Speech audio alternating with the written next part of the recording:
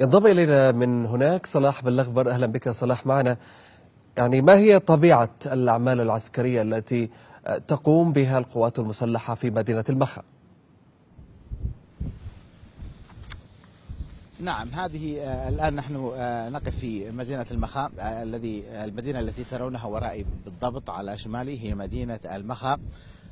قبل قليل دخلنا إلى مشارف المدينة، إلى الأحياء الأولى فيها، ولكن منعنا من التصوير من قبل القوات العسكرية التي قالت أنها تمشط المنطقة والأحياء التي دخلتها يوم أمس لوجود الكثير من الألغام التي زرعها الحوثيون في المنازل وفي الطرقات والأزقة في هذه المدينة. شاهدنا فرق نزل ألغام تدخل المدينة وتخرج منها عدة مرات. وأيضا هذا الذي تلاحظونه هنا على شمالي، هذا هو ميناء المدينة، ميناء المخا الشهير على ساحل البحر الأحمر. نعم، قوات الحكومية أو قوات المسلحة موجودة الآن في الميناء. تواجدنا قبل قليل على بوابة الميناء، لكن نصحنا من قبل القوات العسكرية بالعودة إلى مشارف المدينة حتى يتم نزع الألغام وتطهير المدينة من بعض الحوثيين الذين أبلغ عليهم السكان أنهم مختبئون في بعض الأحياء وبعض الأماكن تجري الآن مداهمتها. تحدثنا مع بعض السكان الخارجين من المدينة وسألناهم عن الحوثيين، قالوا أنهم رأوا كثيرين منهم يهربون ويبيعون أسلحتهم بثمن المواصلات أو يسلمونها لأصحاب السيارات يوم أمس لكي يوصلونهم إلى خارج المدينة. السيطرة على المدينة باتت شبه كاملة، بل أخبرنا بعض القادة العسكريين أنهم تجاوزوا المدينة بحوالي 10 كيلومترات قبل قليل من الجانب الآخر المؤدي إلى مدينة الخوخة على طريق الحديدة. أيضا هنا على الجانب الشرقي تقدمت القوات العسكرية وقطعت الخط الواصل ما بين مدينة المخا ومدينة تعز.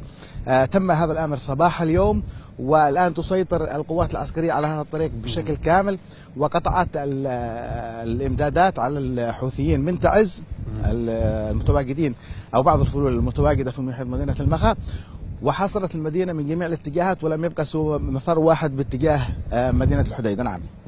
ما هو البعد الاستراتيجي الذي يمثله تطهير المخا من الانقلابيين؟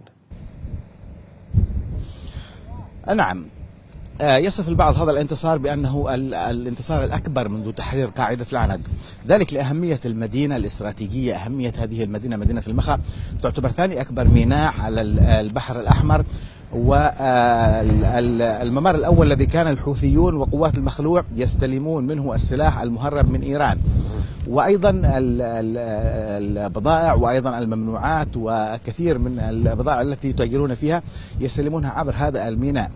السيطرة على هذا الميناء وعلى هذه المدينة تحرمهم من ممر مهم جدا، ومن ثامن ميناء الآن يقع في يد قوات الشرعية التي تتقدم باتجاه ما بقي أو ميناء الحديدة الاستراتيجي الهام والآخر. في حال إطباق الحوثيين في هذه الموانئ وفي الخط الساحلي، سيصبح الحوثيون محاصرون في المحافظات الجبلية صنعاء ومحيطها بدون أي منفذ طبعا، هذا تقدم كبير جدا في المعركة. نعم. نعم، أشكرك جزيل الشكر. كنت معنا من المخا صلاح بلغبر، مراسل إخباري. شكرا جزيلا لك.